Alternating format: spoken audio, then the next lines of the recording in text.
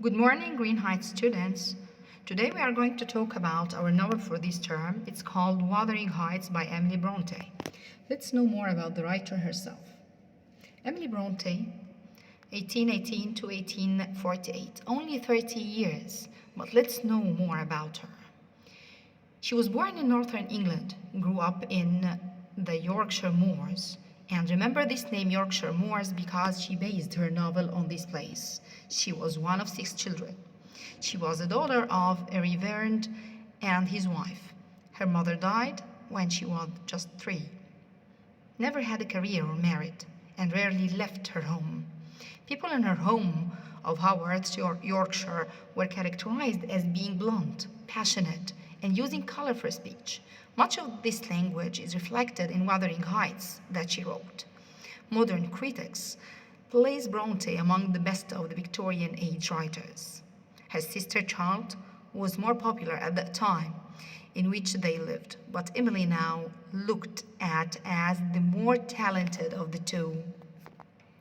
Emily Bronte tended to her brother, Branwell, who was dying from alcoholism and drug abuse. She caught a severe cold at his funeral, which developed into a serious disease. She died shortly after him in 1848. Any novel has a setting. The setting is the place and time. And as I said, she lived in Yorkshire, England. She based her novel in the same place. Yorkshire Moors. Look at the picture downside on the left. This is the moors, the Yorkshire Moors. It is a hostile place, unfriendly place, but it is at the same time beautiful place. In this place there were 2 houses. One of them was called Wuthering Heights and the other one was called Thrushcross Grange. Look at these 2 pictures and try to check the difference between these 2 houses and decide how people inside these 2 houses are. Look, there is a great distance or a distance of around 5 miles between these 2 houses by the moors. But look here, Wuthering Heights is isolated up the hill where the harsh weather is. And the Grange down here is beside the valley and it seems to be a luxurious house. How do you think people inside these 2 houses are? Do you think they are the same?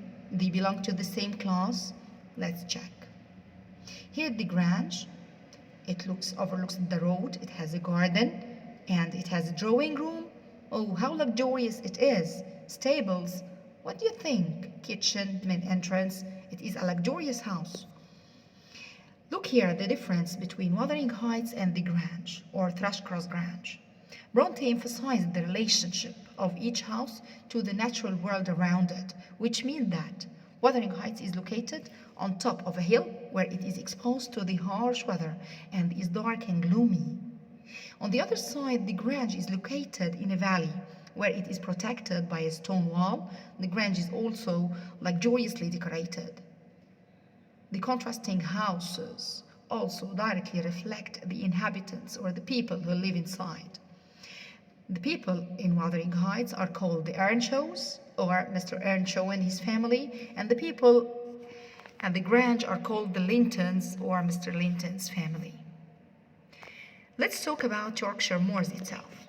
The word wuthering means stormy or turbulent or wild. The moor is an essentially hostile or an unfriendly environment, but also beautiful, characterized by rugged hills with scattered hard black stones with little vegetation around. A desolate and isolated part of England. The setting in Wuthering Heights reflects the area where Emily Bronte grew up, as I said before. Let's talk about some historical background of this area at that time when Bronte wrote her novel. This age is called the Victorian Age, refers to the period in England when Queen Victoria reigned, which means starting from 1837 to 1901. The British Empire at that time had reached its height and ruled around 1/4 of the whole world. Became really strong. During this time, the Industrial Revolution created profound economical changes in society. And of course, if we have economical changes, we have class changes. England changed from a primarily agriculture country to an industrial one, which created a great social upheaval. While wealth had traditionally been measured by land ownership, the 18th century had begun a trend toward a cash-based economy, creating a middle class who were more economically powerful than its land-owning superiors. We call them the gentry.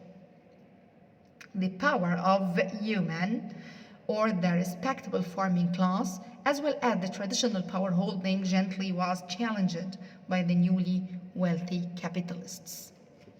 Let's move again to the Industrial Revolution and the social class, as I said.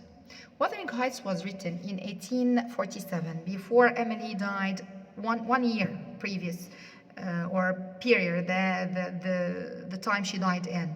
A time when capitalism and the Industrial Revolution were the dominant forces of the British economy and society.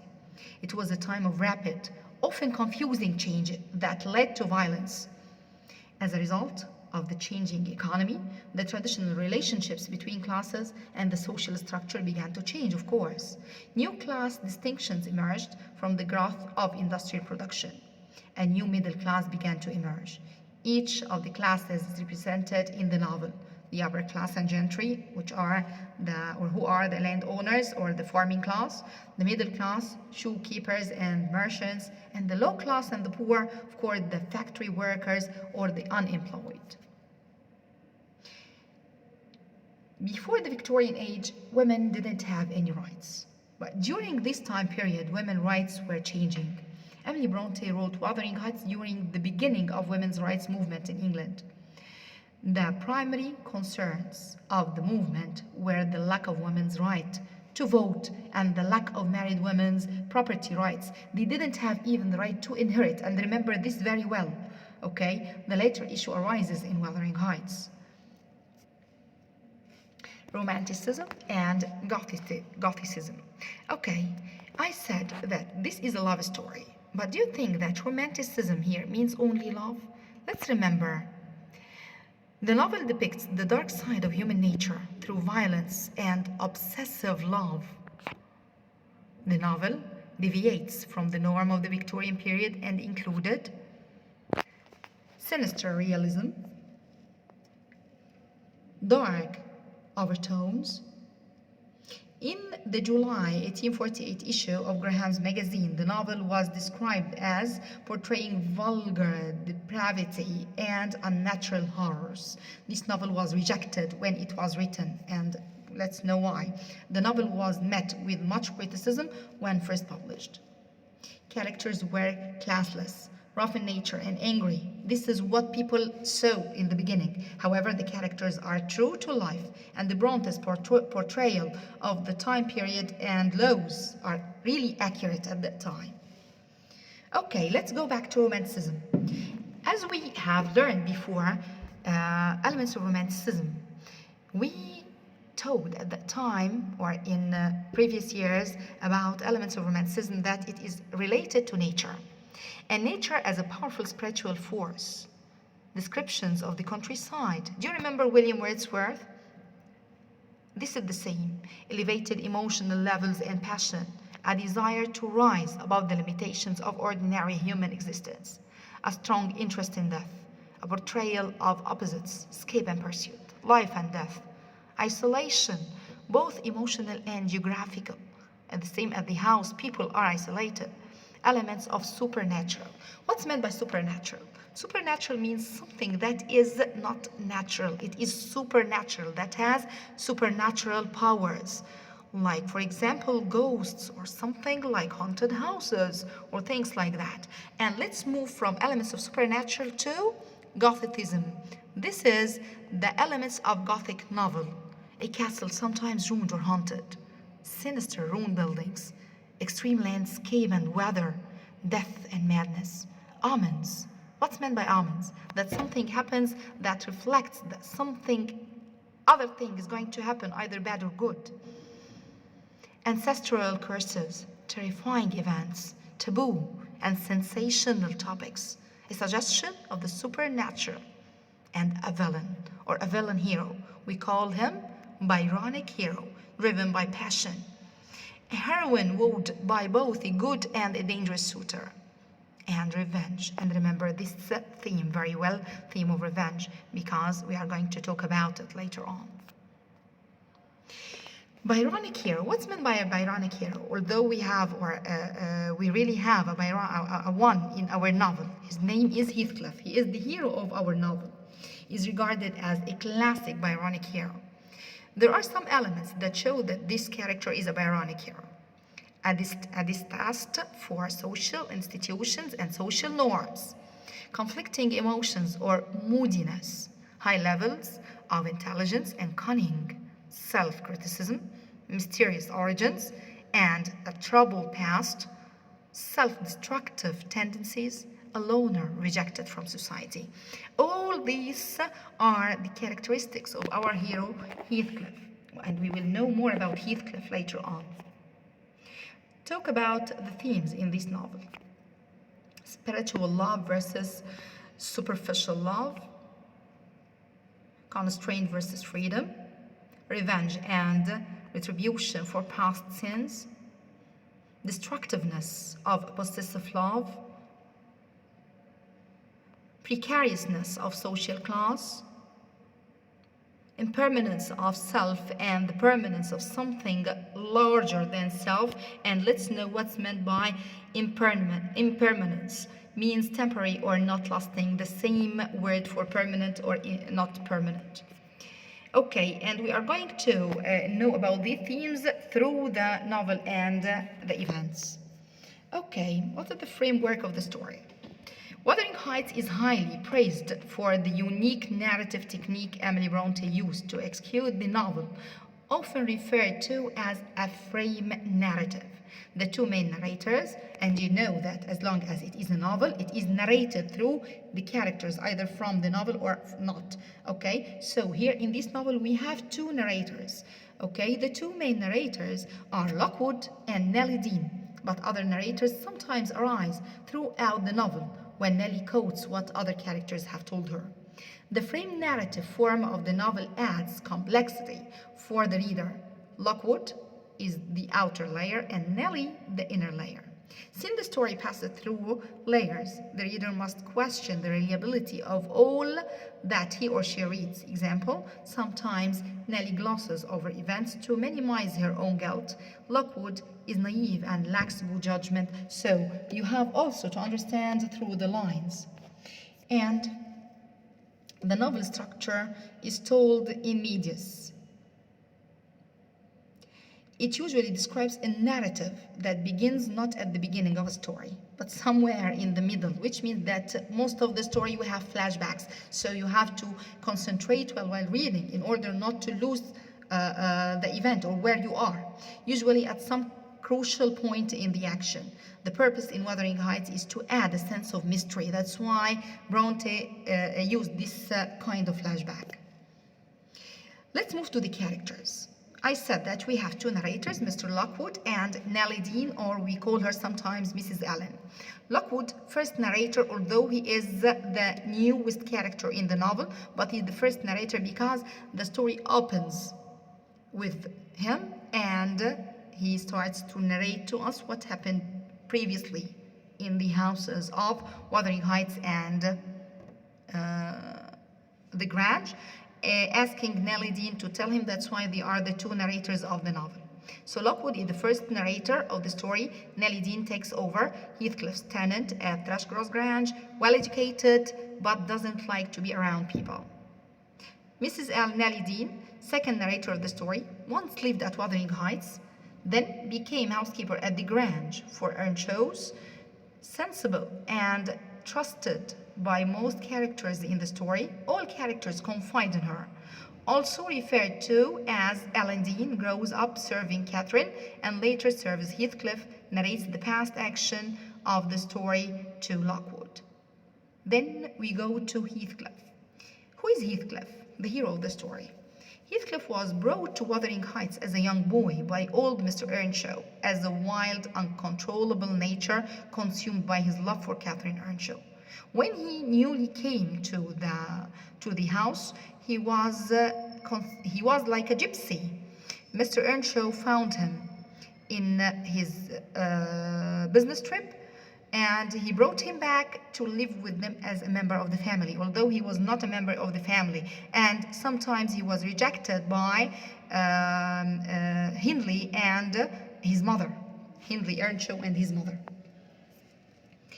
Catherine Earnshaw, a wild girl, of course the daughter of Mr. Earnshaw, growing up at Wuthering Heights, be friends with Heathcliff. She was the first one to accept Heathcliff as a child in the house, attracted to the refined life at the Grange. Later on, when she visited the luxurious house of the Grange, she was attracted to it and recognized that she loves Heathcliff but is married to Edgar Linton, and you will know how during the events of the story. Let's move to the house of the Lintons. We have, of course, Mr. Linton and Mrs. Linton, and they have a son and daughter, Edgar and Isabella Linton. Edgar is a pampered, somewhat spoiled boy living at the Grange, polite and well-educated, attempted to civilize Catherine when he first met her, but does not understand her passionate personality. And his sister, Isabella Linton, raised at the Grange, shallow and weak, later becomes abusive and vengeful after marrying Heathcliff, and you will know why and how. Hindley Earnshaw, as I said, Catherine's brother, despises Heathcliff in the beginning when he came to Wuthering Heights, favored by his father. Why did he despise, or why didn't he like Heathcliff? Because Mr. Earnshaw loved Heathcliff, so he found that being favored by his father, Mr. Earnshaw, unkind and self-destructive, mistreats and humiliates Heathcliff. Hindley, decided to humiliate Heathcliff because of what treatment his father treated Heathcliff. Joseph is one of the elderly servants at Wuthering Heights, prone to evangelical ravings and about-sin religious fanatic, speaks with a thick Yorkshire accent, sounds Scottish. Later on, we will have another generation. These characters that we met in both the Grange and Wuthering Heights are going to marry somehow, and they will have children of their own. The second generation is Hareton Earnshaw, son of Hindley and Frances Earnshaw, used as a pawn by Heathcliff to wreak revenge on Hindley, and you will know how also, grows up to be big and strong with a bad temper. Also, we have Cathy Linton, the other Catherine, daughter of Catherine Earnshaw and Edgar Linton. Sheltered upbringing at the Grange eventually brings peace and happiness to Wuthering Heights. And Linton Heathcliff, the sickly son of Isabella Linton, and Heathcliff, self-centered and unable to love anyone. Okay, literary elements and techniques that are used in this novel. The first half of the novel tells the story of the first generation, as I said, Catherine Earnshaw, Heathcliff, and Edgar Linton. The second half mirrors the first by describing the actions of the children of the characters in the first half, which we call the second generation, Cathy Linton, Linton Heathcliff, and Hareton Earnshaw. Symbols. We are going to have Wuthering Heights and Thrushcross Grange as symbols, and foreshadowing the use of ghosts. And here is the family tree. As I said, I have two houses, Wuthering Heights and the Grange. In the Grange, Mr. Linton and Mrs. Linton, they have Isabella and Edgar. Isabella was married to Heathcliff, and Catherine was married to Edgar. Here we have Mr. Earnshaw and Mrs. Earnshaw, and they have Catherine, who is married already to Edgar, and Hindley, who married Frances. Here, Hindley and Frances had a son called Hareton. This is the second generation. Edgar and Catherine had a girl called another Catherine. We call her Little Cathy. And Heathcliff and Isabella got a sixth son called Linton. Here is the introduction for Wuthering Heights. I hope you understood it, and please prepare well chapters 1 and 2 in order to discuss them together next time. Thank you very much for listening.